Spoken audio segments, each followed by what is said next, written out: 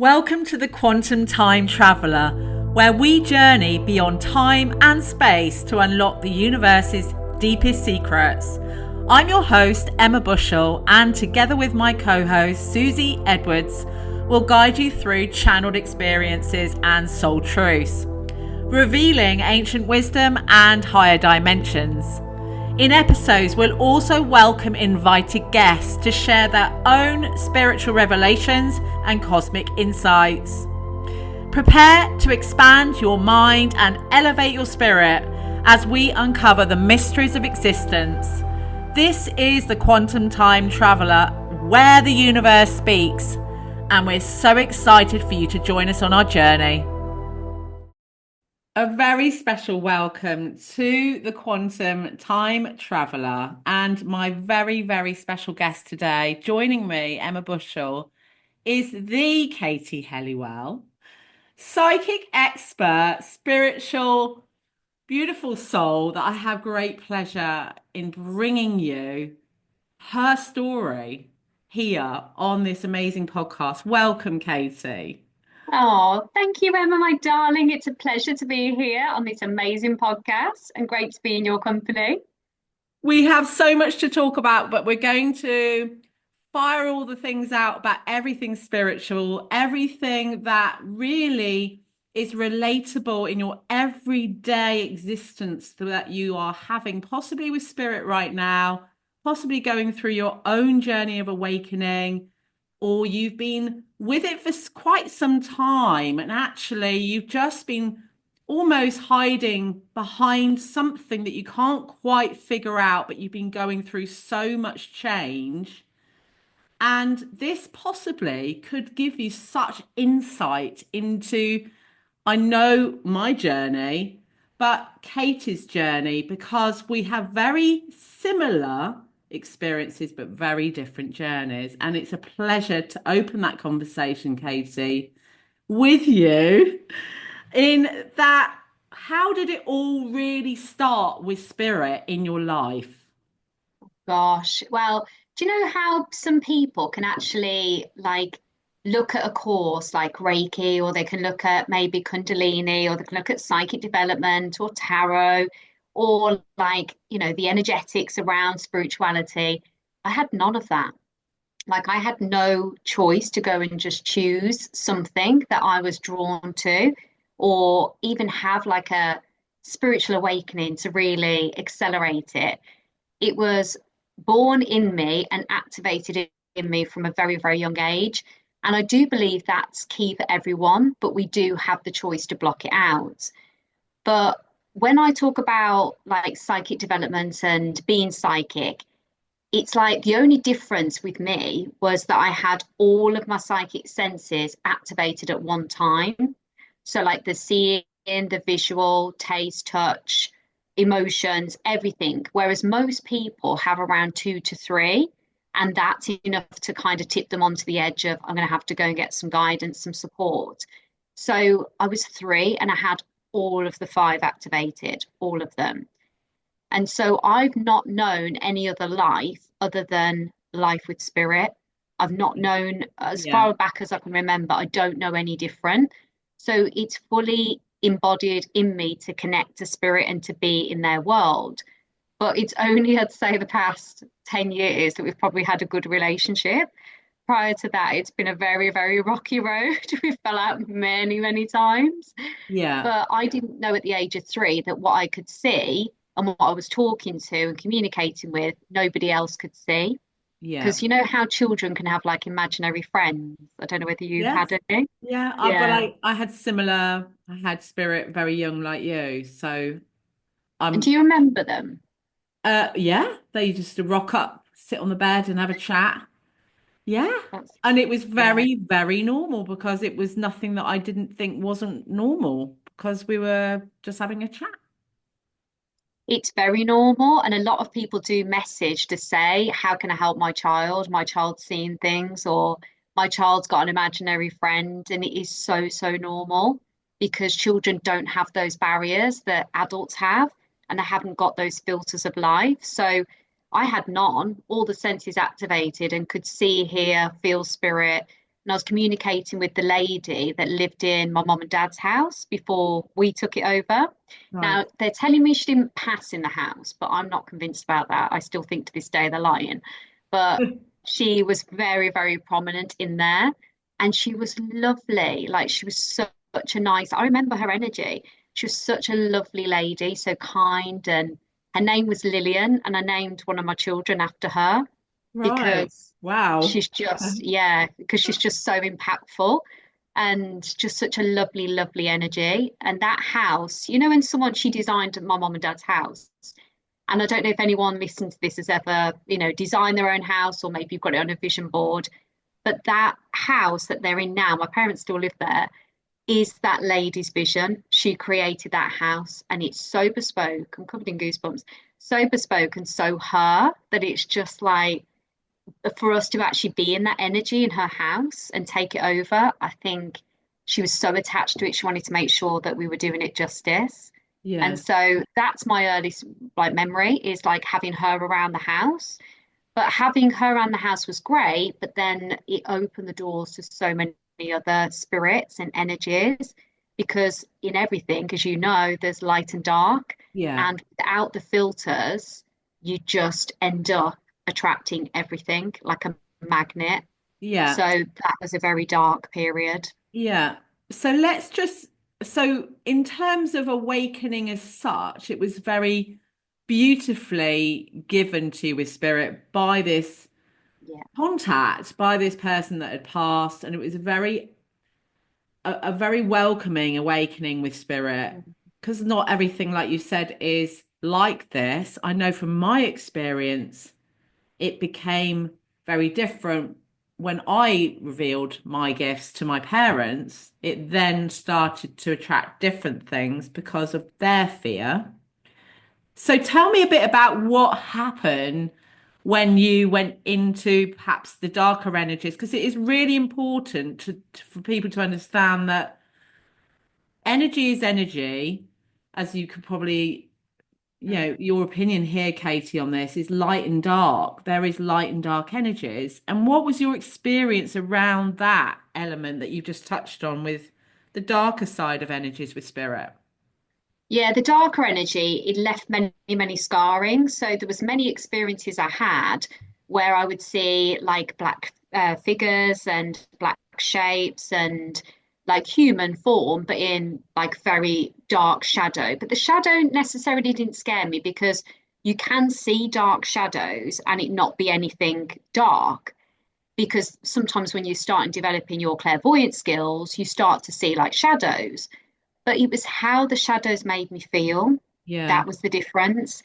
It was the energy. So, when you meet somebody and you don't know why, but you just get this feeling they're not a good person or Yeah. they're not aligned for you. Quite a lot, Some Katie, people are, sometimes.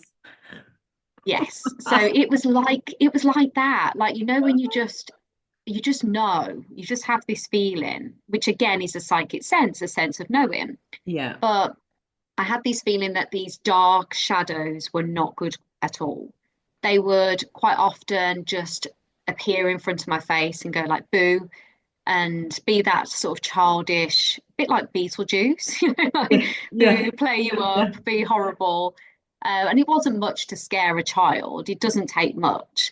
And then I'd see like flames all around my bed. I'd wake up, there'd be flames all around my bed. And it was just horrific and like running up and down the stairs like I'd hear somebody running up and down but then I'd hear like slow heavy like footprints like somebody got weights on the bottom of their feet and I'd have dreams where they'd pick me up take me from the bed and throw me over the stairs and it was really quite horrific it was bad like for me I'd wake up most nights in a cold sweat Mm. or I'd wake up and have to go into my parents' bedroom, sit in the middle.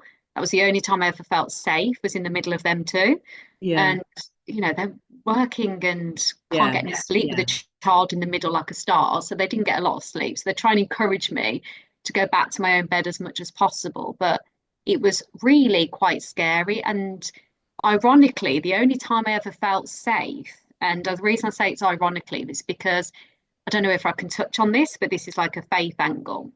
I'm Roman Catholic, Hmm. and I was brought up in Catholic schools, Catholic faith, and Irish Catholic family. So it's very deep rooted.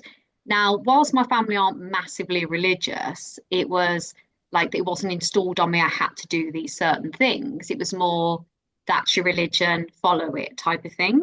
Yeah. And so, anyway, in the actual mass of the school that we used to attend every week, they'd say things like, spirits and dark energies of the devil and you're seeing the devil and all of this. So I'd be sat there thinking, oh God. And I was a child that listened, like I really listened. Yeah. So I was confused. I'd go in, so I'd have those dark experiences at night, go into school, go to mass and have the faith talking to me and saying I was going to go to hell, thought I was already in hell.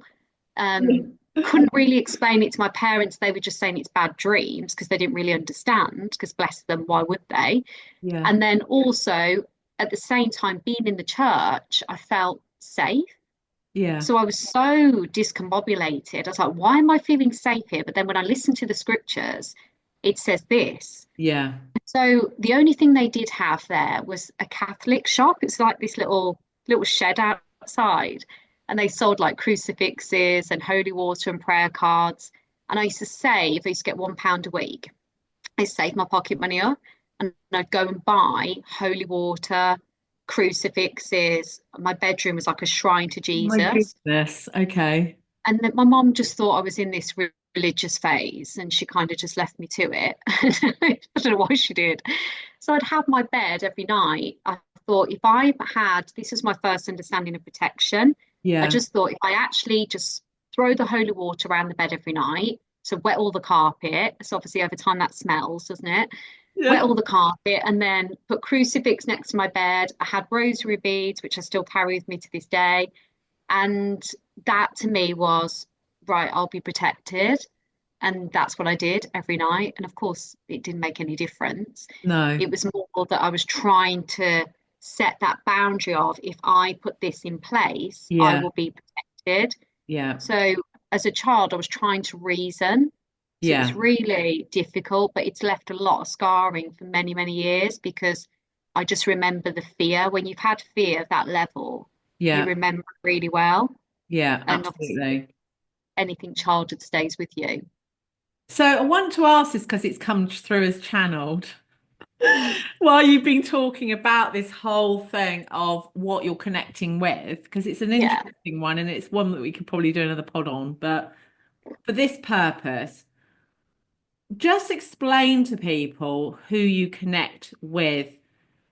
Obviously, I know that you're an expert with connecting people to their spirit guides and their teams, but who do you actually connect with on Hmm. a greater scale? Because I know you connect with so many light beings and people Hmm. that perhaps share that with people like now from that conversation about the religious aspect of protection into your spirituality Hmm. and who you connect with. Wow, there's a massive jump in between there, but I'll answer your question directly. So Yeah, I've realized that you have the choice. So you can connect to the light or the dark. yeah, And because I'm quite a light person, I like to bring love to the world. I've got this vision and desire to have everyone connected and to really see the beauty of spirituality and not have it when it's something huge that's happening to you in turmoil. Like, embrace it now. So I'm on this mission now to make everyone aware, but I only deal with the highest and purest of light. So yeah, very similar. I started to understand as I got older. Took a lot for me to understand this, that if you've got your friendship circle are people that you've chosen to be in the energy of. yeah, So they've got something that you are connected to. So if you can connect to friends and you can be choosy of who your friends are, then you can do exactly the same with spirituality. So I chose to only work with the purity of light. So it's not to say that I don't know the dark exists. Of course it does, yeah, but I choose not to partake in it. I yeah, only choose to absolutely. partake and connect into the higher and purest of light. So I've stopped seeing spirit as humans because they're not humans. And Nope. I've stopped seeing energy as like matter or like planets or beings. I've just started to see it as a collective. So for me, and this is different for everybody, so Yeah. you've got to understand what your collective is and what that looks like. And really, as long as you can focus on something, that's right. It doesn't really like there's no argument on here. You can't be right or wrong with this. It's Yeah. about what's true to you. So for me, it is very much like I just see light. So if I see light, to me, that's the highest and purest of light. That's the highest consciousness. Yeah, And that's absolutely. what I deal with. Yeah. Yeah. Because that's an important thing because a lot of people don't know what they are connecting to. Mm, And that changes throughout their journey with spirit as you grow. But it's important to say you always have that choice who you're mm, connecting with. And that comes by, I think personally, and I think you probably just touched on that, is confidence in what you're connecting to. Um, absolutely. and knowing what you're connecting to. Because when you're an open channel, you're connecting to a lot of things. And the energy that you probably connect with as a medium, as passed over spirits, to energy that's the purest of light. There's I from experience, how do you manage that in terms of energy? Because they are very different, even though you're working in the purest of light, they are very different masteries, I feel. And then you have that in your gifts as well, Katie, that you do. For those Mm. people that don't know Katie, she is a prolific medium. So there is an art to connecting to these energies. Do you agree? Totally. And I agree with everything you're saying. And what the issue is that people try and decompart the human and the spiritual, and you Yeah. can't decompart those two energies. So the way to connect to the highest and purest of light and the different levels of that frequency is to work on you as a human. Yeah. So this is why if you're carrying excess trauma, or if you're a person that's gone through like something quite deep, because you will do, you're meant to. Like, it's not that you're being punished. You're meant to experience all emotions in this lifetime because that's living and that's what we're here to do. But if you're like carrying those traumas as why me? Why has this happened to me? When am I going to have my big break? When am I going to do this? If you're very much in that things aren't working for me, you're in a lower level of vibration. So you have to be one of those really annoying people that looks at life in the most positive way in every aspect. So myself and you have both had the flu, haven't we? We've had really bad Yeah. flu over Yeah. Christmas. Yeah. So we that's unheard of for me and you to be like that, to ever be that ill. But there's a reason. There's a bigger purpose as to why we had that. And so I always think, yes, okay, I'm really ill at the moment, but why is this happening? Where is the greater truth? Where's the learning? Where's the teaching? And some people may roll their eyes, and I know that family members do this to me, and they say, sometimes in life there's not a teaching, it's just you've got the flu. And it's like, no, I don't choose to believe that. So I don't choose to believe that everything that's happened when I was a child was just because I was a child and psychic. I believe that happened so profoundly and had such a positive impact in my life. I'm going to say positive because it helped me get to where I am. I wouldn't be the medium I am today without the pain and the trauma of that childhood experience with spirituality. So the answer is you are a mold as a human.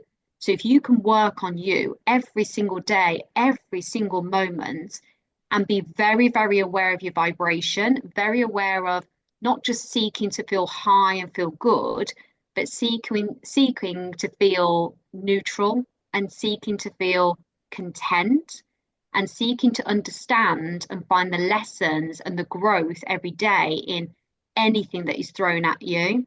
You can work on that and constantly use that to fuel your vibration, connecting to those higher and purer lights and not being open to anything else is really, really the easiest pathway and the clearest way that you can get to that higher channel. And people, I'll be honest with you, Emma, they don't want to do that. Yeah. They find it too overwhelming. They Yeah. find it hard. They question everything. Yeah. And I can't help you. If you're not going to help yourself, I can't help you. You Yeah. have to be willing to look at you. You have to be willing to go through every single aspect every single day and find a routine that works for you. And Yeah, so absolutely. you are the best project. That's a true saying. You are. And so people tend to go the other way and start going, well, if I learn how to do energetic readings, or if I learn how to connect with my archangels, if I learn all about spirit guides, or if I go and learn from this tutor, then they feel that they'll get to that higher energy. But the one thing that they're missing is themselves. You Yes. you don't need to do all of that. Yeah. You need to focus on yourself. Yeah. And so that's the key. And that's where people are, I would say, not focusing enough attention. Yeah, and equally through work that we've done, and I know with myself, once you connect and embody yourself more, the word connection is key here, is actually you uncover a lot of your psychic gifts through connecting to yourself because you are experiencing yourself as a human. And actually, that energy that you create and look at and have to sit with and connect with is really key in your development. Would you say that, Katie? Mm, definitely, definitely. And the psychic gifts will teach you so much about you as an individual. It's really fascinating. They're not separate things, they are you. Yeah, exactly. And as long as you can see that, and it's hard to get your head around that at first because you're like, well, what do you actually mean by that? Like, what do you actually mean? But it's like we are spirit and we are human, and you're human having like a spiritual experience, and you're spiritual having a human experience. They go hand in hand. And so your psychic gifts aren't meant to be a pain or paralyze you or be detrimental to you. They're meant to strengthen you and grow you as an individual. Yeah, and there is, and I think also there's this, I know it's become very popular now to be spiritual, which makes me laugh because we're very embodied souls from a young age of seeing spirit and being with spirit, right? So we kind of don't really know any different. And when people, I don't know if you'd like to share this with me, Katie, but I've got to learn how to be clairvoyant. Well, actually, that's what we've just touched on with the connection side of it to yourself. Is no like deadline to connect with the clairvoyance because it actually becomes part of you with all of the stuff that you said. Well, a lot of people don't really want to do that. They don't really want to sit and have to connect with themselves because they make it separate to themselves. And that's a really important thing to talk about, I think, because it's almost like people see it outside of themselves, but actually it's your journey, however long or short that might be. Mm, Be interested totally. to what you think on that. I've got so much to say on this. So I know. firstly, can you feel it? Like literally, I was like, let me in on this, let me say it. So firstly, I think it's wonderful that we're finally in fashion. Like we're finally on No, trend. right? It's like so amazing. So I'm all for the trend of spirituality and long may it continue. I'm so happy that people are manifesting. And I don't care what ounce of spirituality someone finds, it makes me so happy that they're looking at it at all because Yeah. any aspect of spirituality will enhance your life. And that's what we're here as the human guides to help you do. So I'm all for it. And I'm happy anyone, even if you just read a book, even if you just buy one crystal, I am happy. You've done an amazing job there. So well done to you for embracing it. And long may the trend continue. However, what you said there about I want to be a clairvoyant, I hear that time and time again from my psychic students. It's like they have the ability here is you've all got psychic ability. The key is not to focus on one aspect of connection. So whether that be hearing spirit, seeing spirit, feeling them, knowing, taste, touch, smell.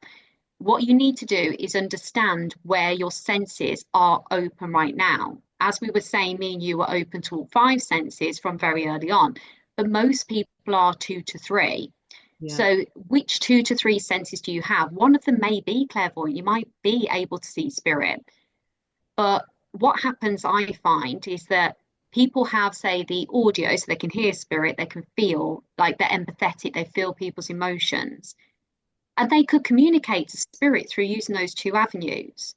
But instead, that's not enough for them No, it's because never. I always go to the no, that's not enough. I need more. I need more.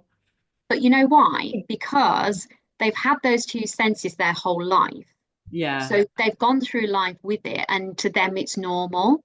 yeah, So they've kind of disregarded the power of how powerful those two senses are because it's always been in their life.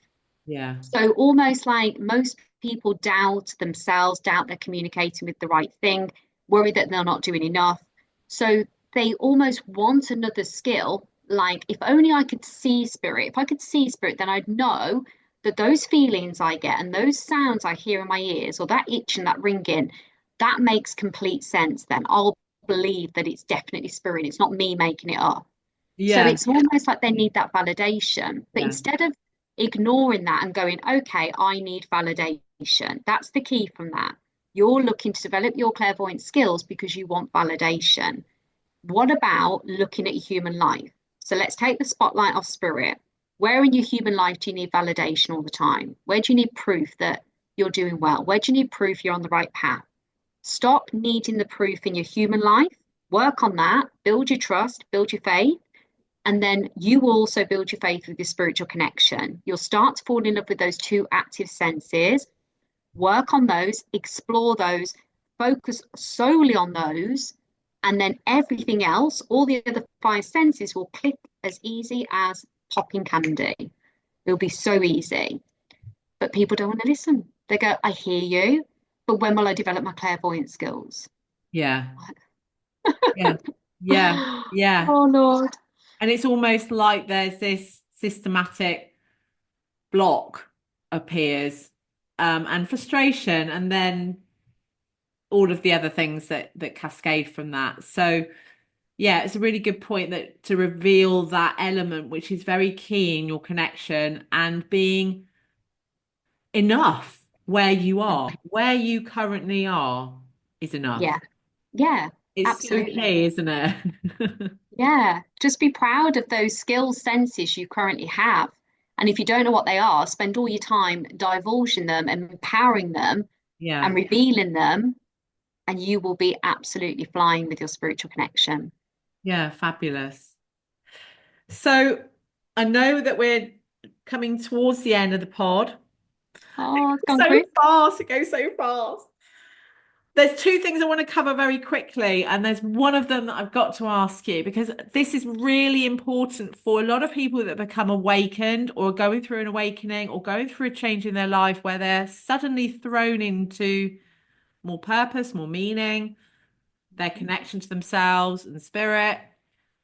But it's really, you don't have to have a relationship in your life, an intimate relationship, personal relationship, that is solely spiritual as well. And this is something I'm going to ask Katie. We have chatted about this before the pod, but is Mr. H really spiritual? So, for those of you who don't know, Mr. H is my husband. We've been together since we were 18. Well, I was 18. He's a bit older than me. So 20 something years, 25 years, long time, basically my whole life. Yeah. And he knew about my spiritual gift, but I didn't really talk wholeheartedly on it. He says he was missold. And he says, you did not reveal your true self to me, and I didn't. Oh, Um, he's not, through fear of him just thinking I was a weirdo and running off because it wasn't cool back then. But yeah, he's not spiritual. He doesn't disbelieve in what I do, but he doesn't work with spirit himself. He doesn't yeah, even work with manifesting. He yeah, doesn't do anything like that. He's yeah, very much a person that will, he thinks deeply, he thinks like he's quite connected to what he wants, but he's very practical and very human, like 79% human. There's only yeah. a tiny bit of him that's spiritual. So he's very practical, very methodical. And if there's a drama, I'll be like, right, I'm going to go meditate on it and ask for spirit. And he's like, you do that, I'm going to Google.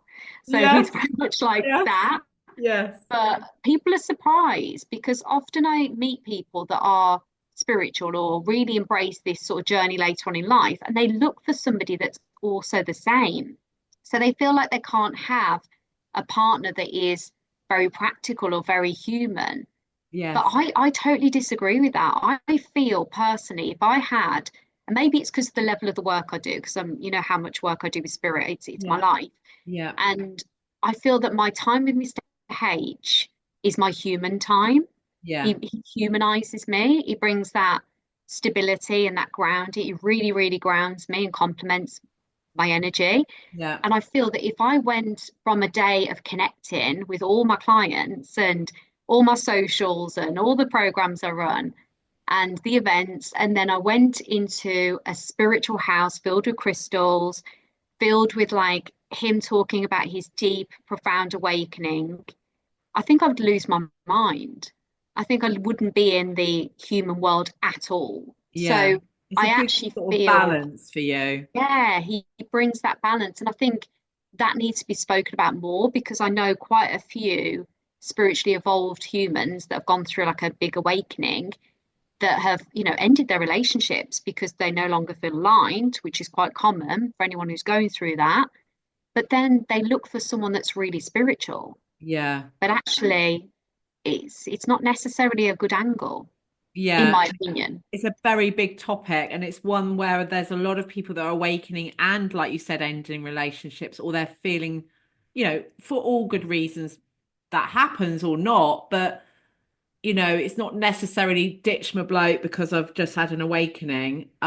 It's, there are balances in life where, like you said, to become almost not disconnected from spirit, but have your downtime from spirit is very, very, very important as a human being because Yeah. you cannot sustain that energy when you're working in it so much. You have to be in your present everyday life as a human Mm, being because we're human beings having this experience, right? totally, totally. And I think you have to almost embrace the person at soul level. And I do think the more connected you are to yourself and the more connected you are to your desires and the more connected you are to your guides, the easier it is to find that person for you because you know who you are. Yeah. So it's so important. And often when before spiritual awakenings, people don't tend to know who they are. So you No. could have kind of fell into a relationship for whatever reason at the time, maybe emotional needs, maybe just that they were the right person at the right time then, and Yeah. they filled a A lot of gap. people do that, right? They do, they do. So you've got to be aware of that, and it's not wrong to leave something that isn't serving you in a new identity, but don't rush to find the next person just because spirituality's helped you. It doesn't mean that because the next person's spiritual, that's the one for you. Yeah. Go into who you are as a person, what you want from life, what your needs are, what your desires are, heal those wounds and reveal who you are to yourself. Because once you do that, then you'll become a magnet for the right person. Yeah, absolutely. Thank you. So You're touching welcome. on revealing, it's all revealing today in this pod, isn't it, Katie? Um, would you like to reveal something unique that isn't widely known to people in your life? Please say yes. Yes, but I'm trying to think what the best thing is. So it's something what not widely known that you'd like to reveal that people just don't really know. Okay, so something I've learned from a very young age and that I didn't realize people don't do, because a lot of people can channel, but a lot of people don't necessarily do this. So if there's, as a person, I'm not a very good singer. So I can't really sing. I'm not very good at that kind of thing. I'm not a very good dancer. I'm a bit miscoordinated. And so there's many things I'm not necessarily very good at as a human. So if I'm ever in a situation where I need to know something, so when I was sitting my GCSEs and I hadn't revised because I was lazy, then I'd be like, oh God, I don't know this topic. Or if I had to write a story for English, or if I had to go on a karaoke and someone's dragged me up and I can't sing, and I go, okay, so this is something I've done that I don't reveal. Oh but gosh. I call in a spirit that would be specialized in that area to help me. Right. So, like, I channel like a singer. So, somebody that's a powerful, strong singer, that's soft voice, almost like if you're doing chat GPT, send me a powerful Oh, singer that has vocals in blah, blah, blah, blah, that can sing this song beautifully and allow this person to sing through me. So, I'd let them sing through. So, there was a time when the school made me join the choir and I just couldn't sing. And so they picked up I wasn't very good. And so they were going to keep me out the choir, but for some reason it was there was a hidden reason why I did it. I wanted to stay in the choir because it was cold on the playground and I didn't want to stand in the cold. So we do rehearsals when it was like playtime. So I wanted to stay in the warm and get some like chocolate because they give you like biscuits and chocolate. So I was like, right, okay, I need to channel a singer. I didn't use those words as a kid. I used to say, send me someone who could sing. So I yeah. knew that you could do it, but I didn't really understand it. And so then I would be able to sing. So it's like that's how I always seem to know the answer to most things. I just ask them to send me a channel, someone who can help me with it, and it's always worked. Wow. So next number one hit then, Katie. The thing is, I choose like I can't like how can I put it? Someone says to me, "You can't sing," and I go, "Oh, "Okay," and then I do it quickly, and then I sing again. They go, "Oh, actually, you've got a good voice." I'm like, "Yeah." So Ah! I do that. Oh, excellent. Thank you for letting us know about your singing talents with your channeling. Don't That's ask me so to sing. good. That's so good. That's Oh, awesome. Well, thank you so, so much for all of your insights. There's so much to talk about. I could talk about this all day long with you. same. And spirituality in being on trend, I think, here in this podcast today about the fact that, people are becoming more and more awoken. It's a time of real honoring yourself, being yourself truly, and finding out more about it. There are so many avenues that you can. The links are here on the podcast for Katie's links and obviously Quantum Time Traveler. But do please take a look because we're here to change that way. And our work is very fundamental in making it more aware for people to access that support as well. Definitely, definitely. There's so much out there. Don't get overwhelmed with how much content there is. Just find a place where you feel safe and you Yeah. feel you're getting nurtured and just keep revisiting that same energy. Yeah, awesome. Thank you so, so much, Katie, You're for your welcome. beautiful insights and your work with spirit, changing the way, choosing your path, and phenomenal success that you Thank, have. thank Ah, you so much. It's great to be here, and I'm so glad that I get to be one of the first guests with yeah, you. So I think it's yes. great what you're doing here, Emma. It really is going to make a difference. Thank you so much. And thank you for listening and watching on YouTube this podcast. Go see it if you haven't checked it out. And we'll see you on the next episode. Bye for now. See you soon.